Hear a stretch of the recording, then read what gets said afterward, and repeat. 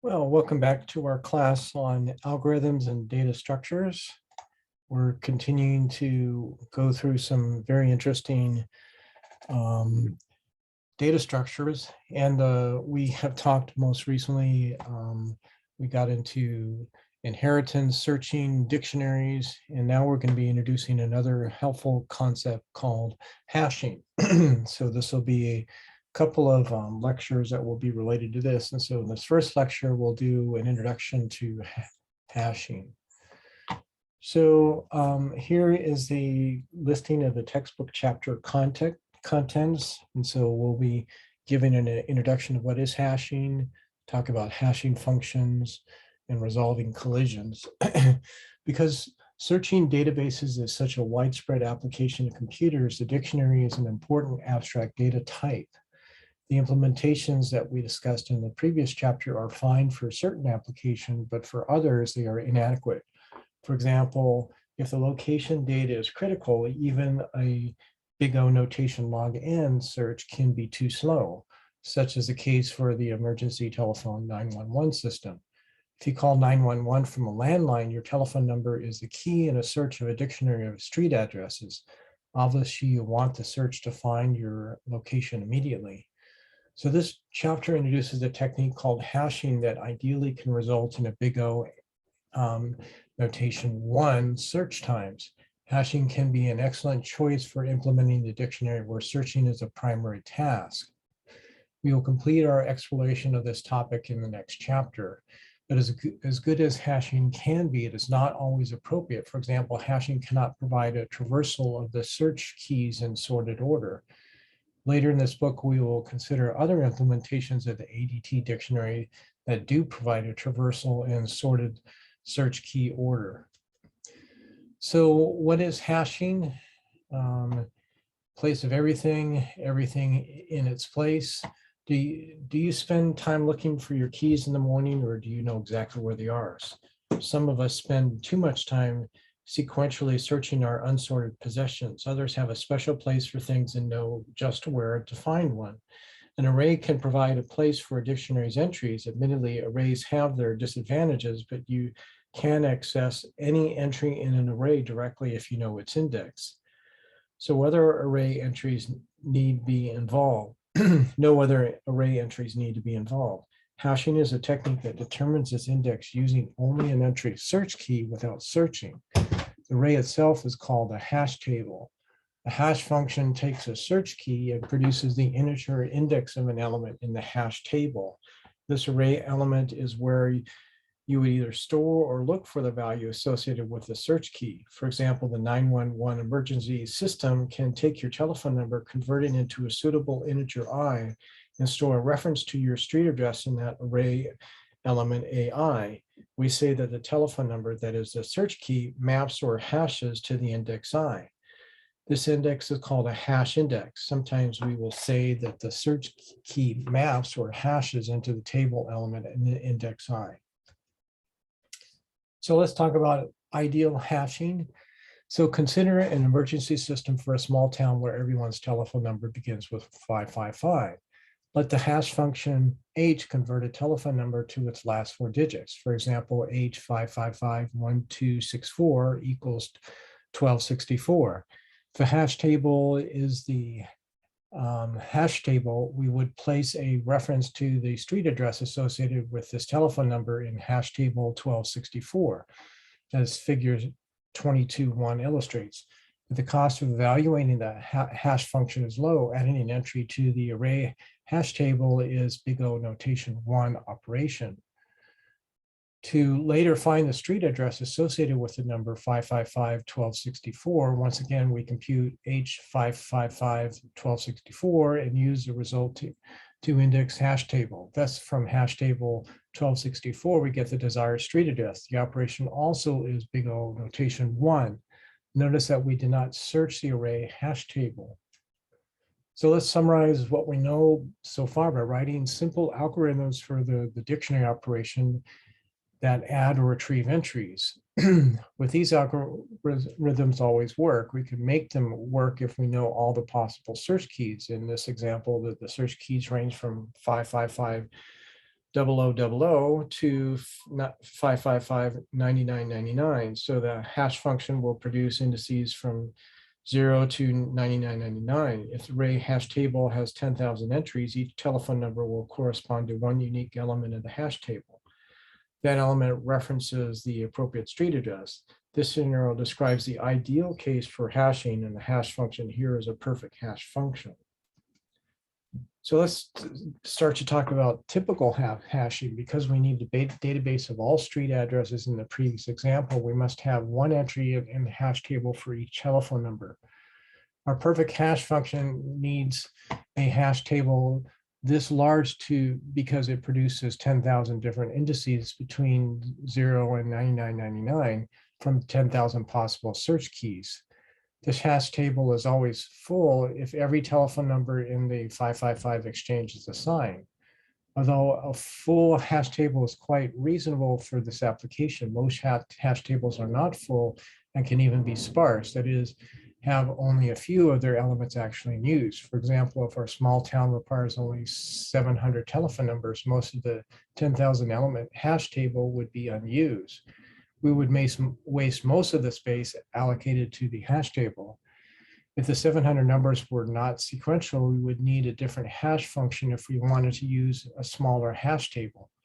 We might develop this different hash function as follows. Given a non-negative integer I with a hash table with n elements, the value of I modulo n ranges from 0 to n minus 1.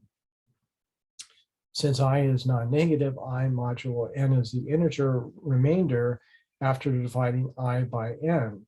This value is a valid index for the hash table.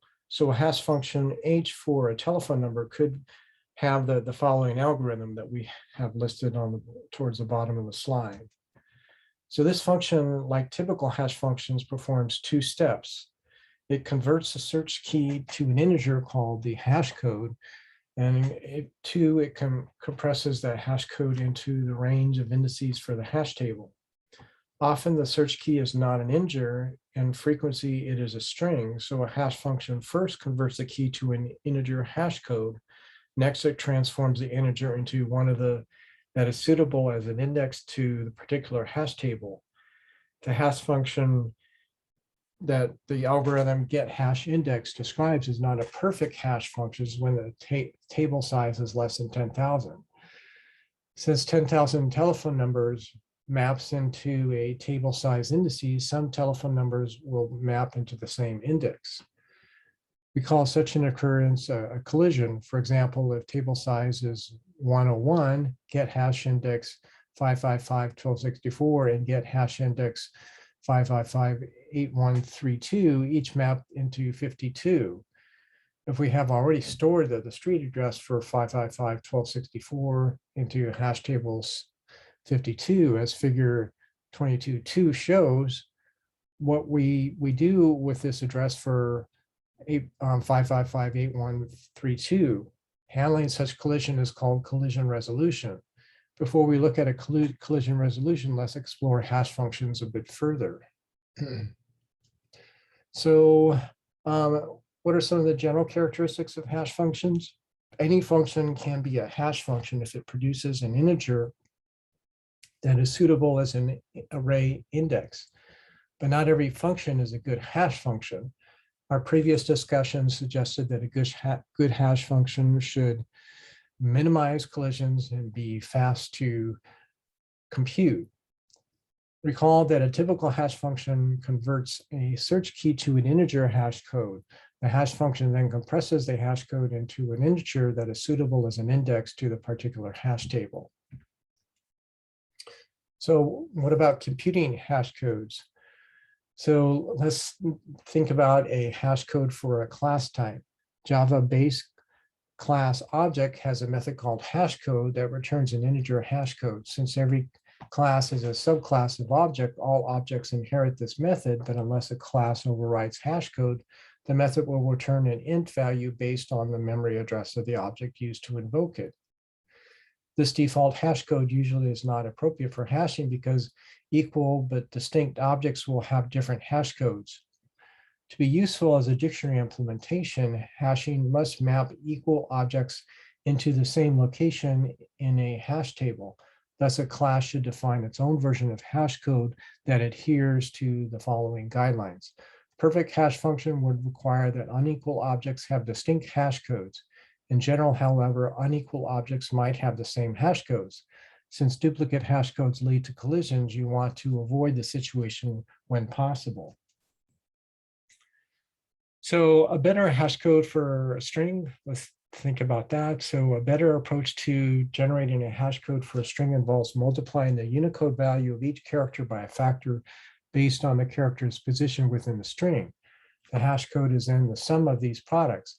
So specifically, if the string S has n characters, let UI be the Unicode value for the ith character, and S, I is 0 for the first character. So that would be one way we can look at this.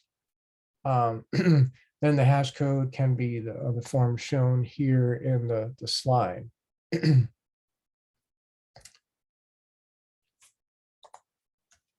So what about compressing a hash code into an index for the hash table?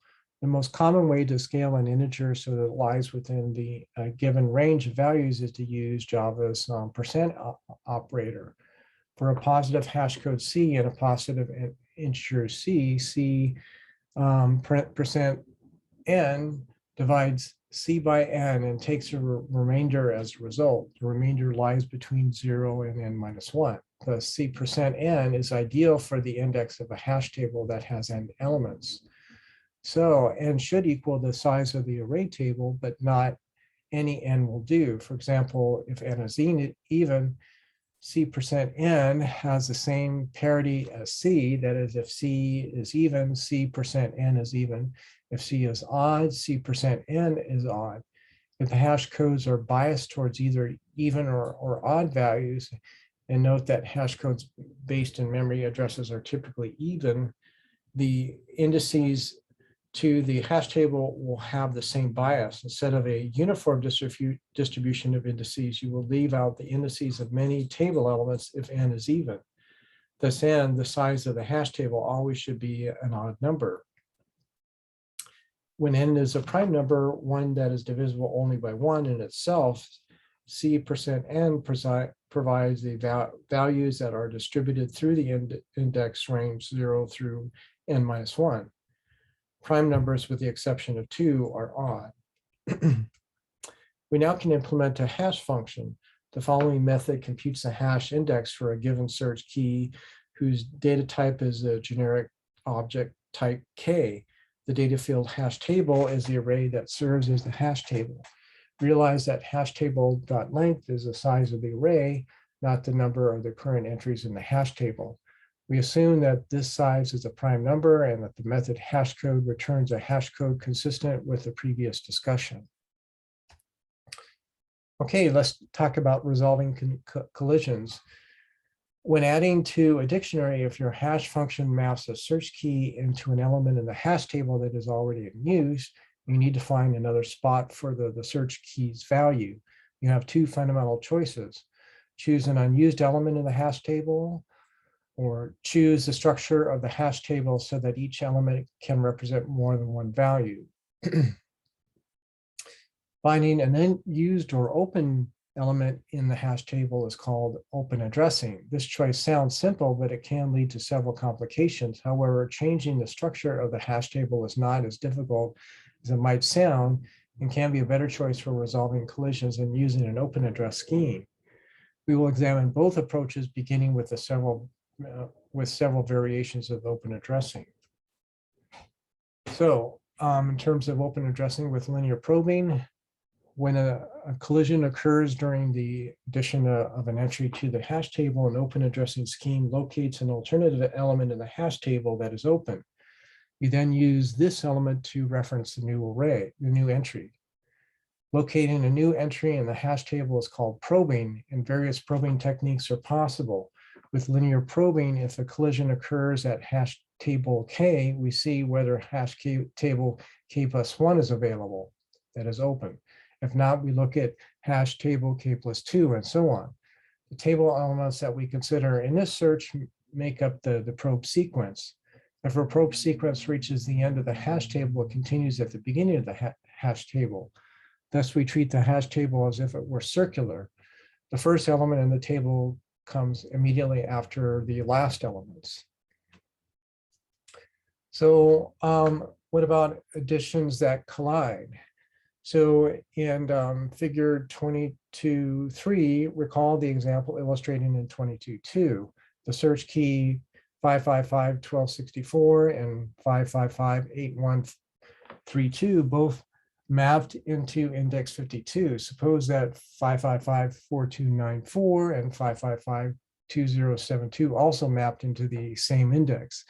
And we make the following additions to the empty address dictionary. And so we can see what's listed on the chart there, that the 1264 is 150 Main Street, 8132 is 75 Center Court, 4294 is 205 Ocean Road, and 2072 is 82 Campus Way. The first addition would use hash table 52. The second addition would find hash table occupied, so it would probe ahead and use hash table 53. The third address would find both 52 and 53 in the hash table occupied, so it would probe ahead and use hash table 54. Finally, the fourth address would probe the elements for the indices 52, 53, and 54 before using hash table 55 for the addition. Figure 22.3 shows the results of these additions to the hash table. In the next figure, we'll talk about retrievals.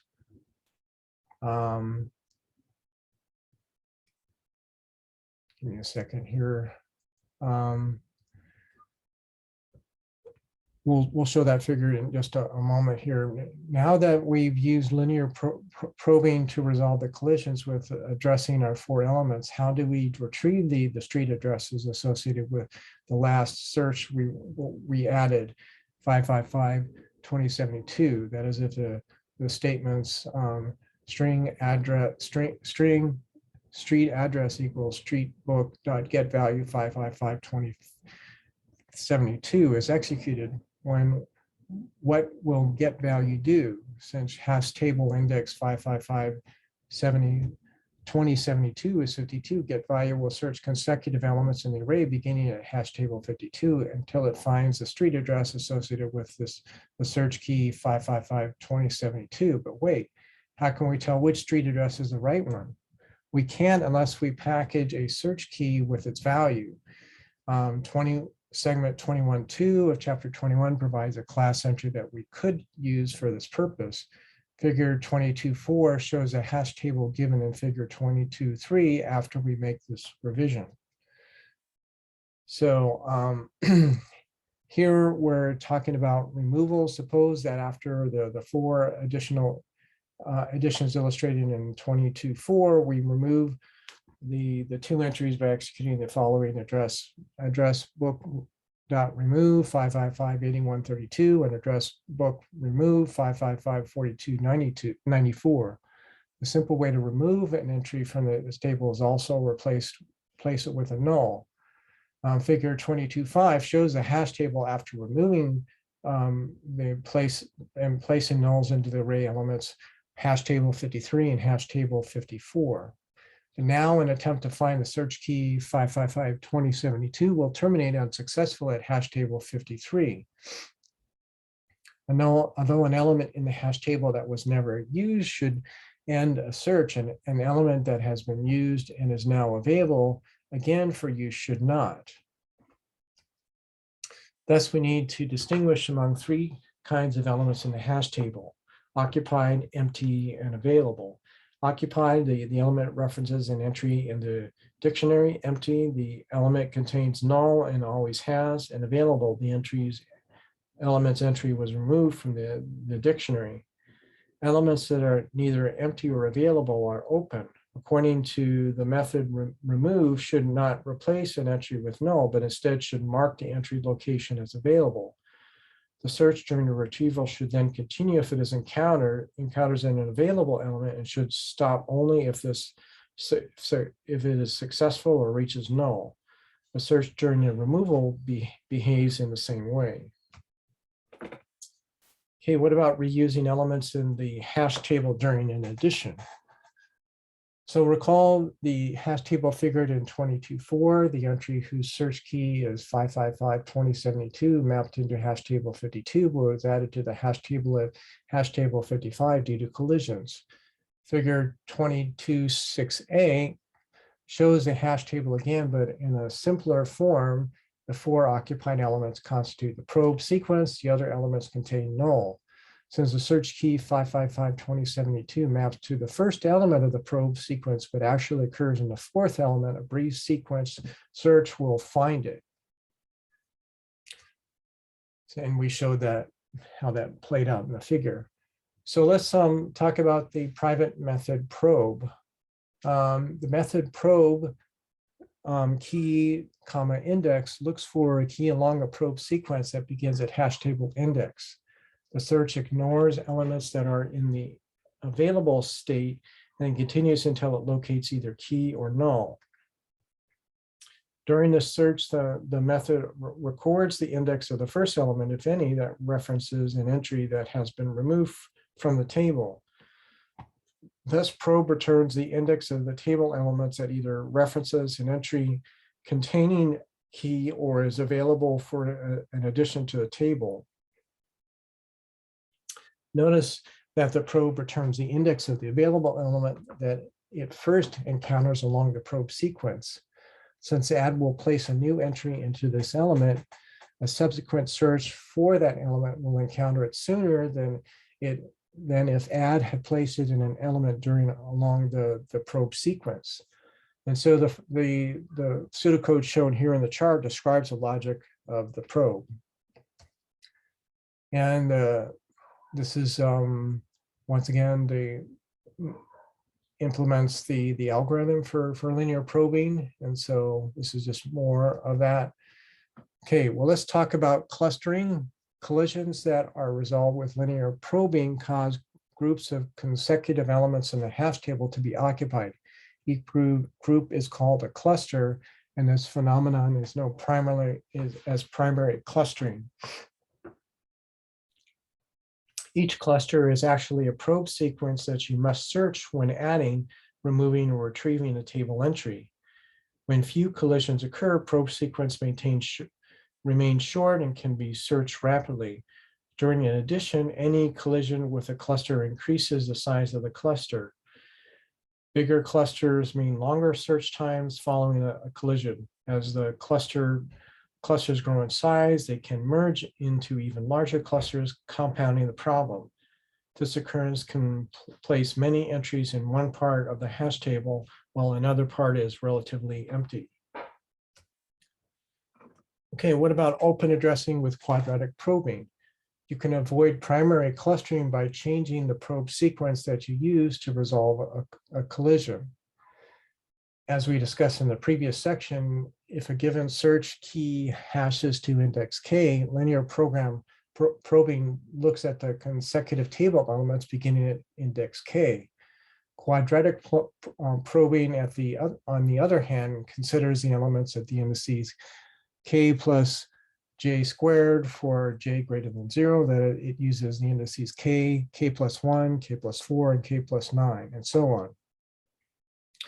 As before, if the probe sequence reaches the end of the hash table, it wraps around to the beginning of the table. This open addressing scheme separates the entries in the probe sequence after the first two. In fact, this separation increases as the sequence grows in length. Figure 22.7 highlights the elements in a hash table that form one such probing sequence of 5 entries. Okay, what about open addressing with double hashing? Beginning at the original hash index k, both linear probing and quadratic probing adding increments to k to define a probe sequence. These increments, one for linear programming and j squared for quadratic probing, are independent of the search key. Double hashing uses a second hash function to compute these increments in a key-dependent way. In this way, double hashing avoids both primary and secondary clustering. Double hashing, like other open addressing schemes, should produce a probe sequence that reaches the entire table. Such will be the case if the size of the hash table is a prime number. The second hash function must be different from the original hash function and must never have a zero value, since zero is not an appropriate increment. The probe sequence begins at 2 and probes table elements in increments of 4, as figure 22.8 illustrates. Remember that when probing reaches the end of the table, it continues at the table's beginning. The elements in the probe sequence then have the following indices: 2, 6, 3, 0, 4, 1, 5, 2. This sequence reaches all elements in the table and then repeats itself. Notice that the table size 7 is a prime number. Let's talk about a potential problem with open addressing. The previous 3 open addressing schemes for collision resolution assume that each table element is in one of the 3 states: occupied, empty, or available.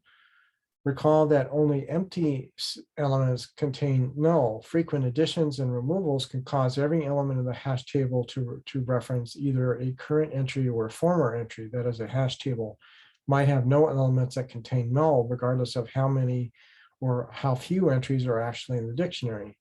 If this happens, our approach to searching a probe sequence will not work. Instead, every unsuccessful search can end only after considering every element in the array table. Also, detecting the end of the search will be somewhat more involved and costly than simply looking for null.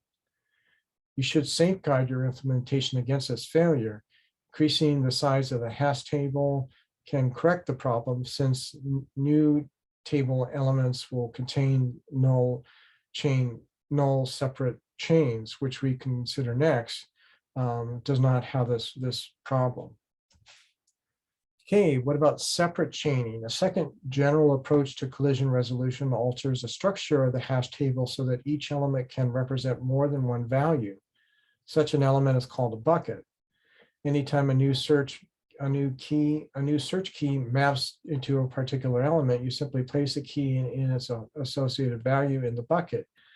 Much as we did with open addressing, to find a value, you hash the search key, locate the bucket, and through the key value pair in it.